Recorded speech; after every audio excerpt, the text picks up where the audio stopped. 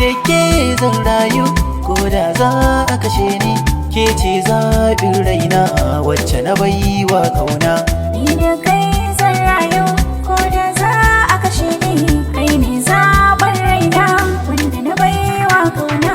Na hanga na duba ke ce zaɓina, Ni ma kai ne ka zamo alƙiblata. birnin so na fada so ya kama ni, a yanda nake ji na faɗi ba za na iya ba.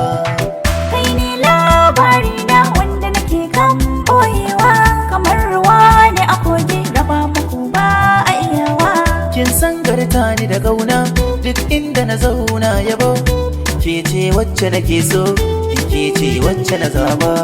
Ka zama tauraro na mai kare muradin raina, ni ma kai ne zaɓi na, kai ne maɗin sirri na.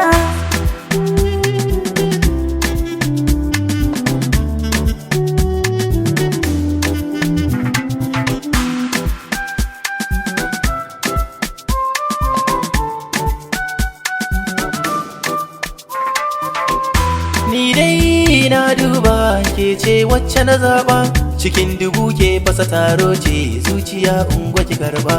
Na fada so ne ba tare da na shirya ba, ke ɗaya ce zaɓina wadda nake son aura. Ke ɗaya ce zaɓina, ke ɗaya ce ra'ayina, ke ɗaya ce burina wadda nake son aura.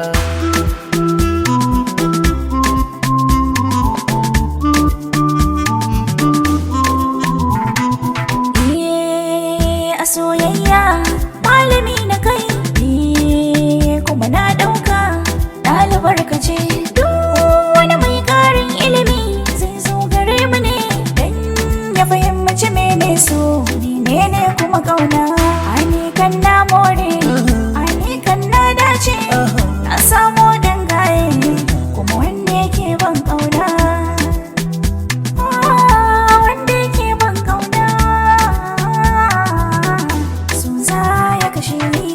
Da ke zan rayu ko da za a kashe ni, ke ce zaɓin raina wacce na baiwa kauna.